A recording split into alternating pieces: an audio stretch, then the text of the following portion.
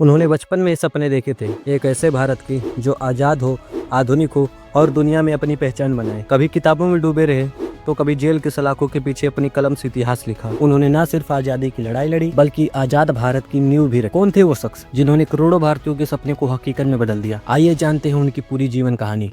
नमस्कार मित्रों, मैं हूं उत्कर्ष द्विवेदी। तो जितने भी लोग वीडियो को देख रहे हैं, प्लीज आप लोग से निवेदन है कि वीडियो को लाइक कर दीजिए, चैनल को सब्सक्राइब कर दीजिए और अपने मित्रों के पास वीडियो को शेयर करके हमें सपोर्ट करें। चलिए आज कुछ अलग सुनते हैं। पंडित जवाहरलाल नेहरू का जन्म 14 नवंबर 1889 को इलाहाबाद में हुआ।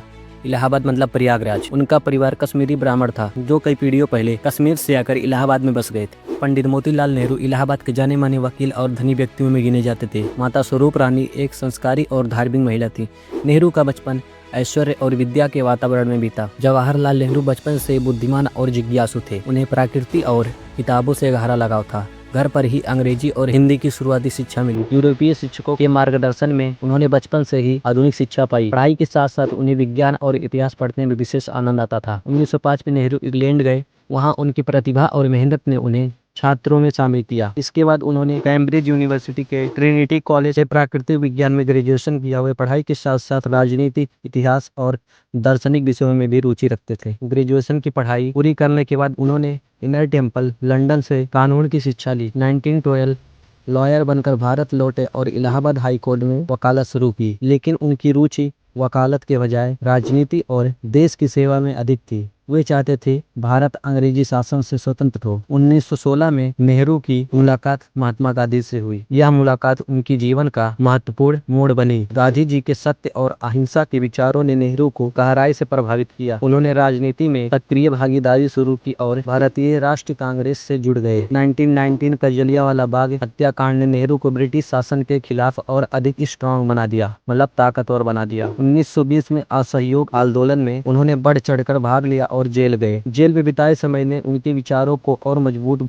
वे राष्ट्र के लिए समर्पित हो चुके थे। 1929 के लाहौर बैठक में जवाहरलाल नेहरू को कांग्रेस का अध्यक्ष चुना गया। इसी बैठक में संपूर्ण स्वराज का प्रस्ताव मंजूर हुआ। नेहरू के नेतृत्व में भारत ने पहली बार ब्रिटिश शासन से संपूर्ण स्वतंत्रता की मांग स्पष्ट रूप से रखी। यह ऐतिहासिक क्षण उनकी लोकप्रियता का प्रतीक बना। नेहरू स्वतंत्रता संग्राम के दौरान कई बार जेल गए। उन्होंने अपने जीवन के लगभग 9 वर्ष जेल में बिताए। जेल में रहते हुए उन्होंने कई महत्वपूर्ण पुस्तकें लिखी। उनकी रुचियों में the emphasis of world history और द डिस्कवरी ऑफ इंडिया विशेष प्रसिद्ध है, जो आज भी प्रेरणादायी मानी जाती है। स्वतंत्रता संग्राम के दौरान नेहरू समाजवाद और आधुनिकता के समर्थक बने। उनका मानना था कि भारत की गरीबी और पिछड़ेपन को दूर करने का उपाय इंडस्ट्रियलाइजेशन और वैज्ञानिक सोच को अपनाना है। वे चाहते थे कि भारत एक आधुनिक और आत्मनिर्भर राष्ट्र बने। 15 अगस्त 1947 को भारत स्वतंत्र हुआ और जवाहरलाल नेहरू देश के प्रथम प्रधानमंत्री बने। उन्होंने ऐतिहासिक भाषण ट्रस्ट विद डिग्निटी दिया, जिसने स्वतंत्र भारत की दिशा तय की। इस भाषण में उन्होंने देश के भविष्य और प्रगति का आउटलाइन प्रस्तुत किया। प्रधानमंत्री बनने के बाद नेहरू ने पंचवर्षीय योजनाओं की शुरुआत की। उनका उद्देश्य भारत में इंडस्ट्री,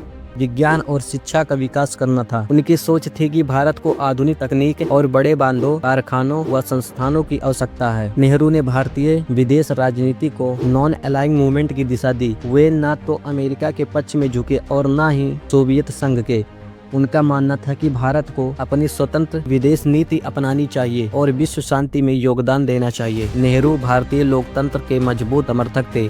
संसदीय लोकतंत्र की नींव को मजबूत किया और संविधान के प्रति गहरी आस्था दिखाई। उनका विश्वास था कि केवल लोकतांत्रिक प्रसिद्धि से ही भारत का विकास और एकता संभव है। शिक्षा के क्षेत्र में नेहरू ने महान योगदान दिया। उनके नेतृत्व में IIT, IIM और वैज्ञानिक अनुसंधान केंद्रों की स्थापना हुई। उन्होंने विश्वविद्यालय और विद्यालयों में आधुनिक शिक्षा पर बल दिया। उनका कहना था कि शिक्षा ही राष्ट्र को मजबूत कर सकती है। बच्चों से नेहरू का गहरा लगाव था। वे बच्चों को देश का भविष्य मानते थे और उनसे बेहद प्रेम करते थे। बच्चे भी उन्हें प्यार से चाचा नेहरू कहते थे। उनकी याद में हर साल 14 नवंबर को बाल दिवस मनाया जाता है। नेहरू के कार्यकाल में कृषि सुधारों पर भी ध्यान दिया गया। उन्होंने भूमि सुधार योजना को लागू किया और किसानों को सहकारी समितियों के माध्यम से मजबूत करने का प्रयास किया। उनका उद्देश्य था कि भारत आत्मनिर्भर बने और अपने भोजन के लिए विदेशों पर निर्भर न रहे। नेहरू के समय में बड़े बांधों जैसे भाखड़ा नंगल, हीराकुंड और नागार्जुन सागर का निर्माण हुआ। इन्हें उन्होंने आधुनिक भारत के मंदिर कहा।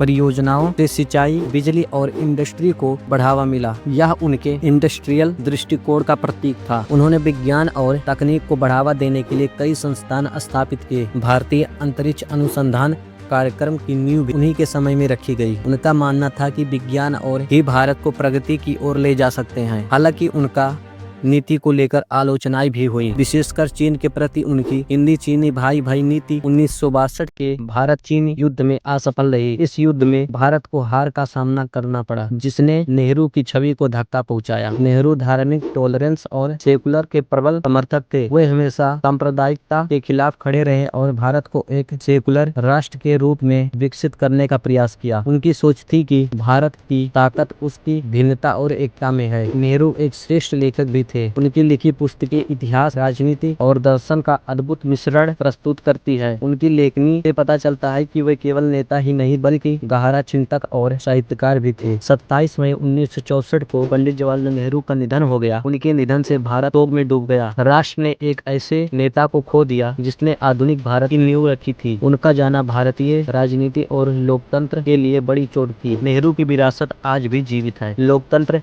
इंडस्ट्री और विज्ञान के क्षेत्र में उनकी सोच और योजनाएं आज भी भारत की प्रगति का आधार है। उनकी दूरदर्शिता ने भारत को एक नई पहचान दी। पंडित जवाहरलाल नेहरू का जीवन राष्ट्र प्रेम, त्याग और सेवा का प्रतीक है। उन्होंने न केवल भारत को स्वतंत्रता दिलाने में योगदान दिया बल्कि स्वतंत्र भारत को सही दिशा भी दी। उन्हें आधुनिक भारत का निर्माता भी कहा जाता है। उनकी याद सदैव भारतीयों के हृदय में अमर रहेगी। तो आज के लिए बस इतना ही। मिलते हैं अगले किसी नई टॉपिक पर। तब तक के लिए जय हिंद, जय भारत, जय श्री कृष्ण।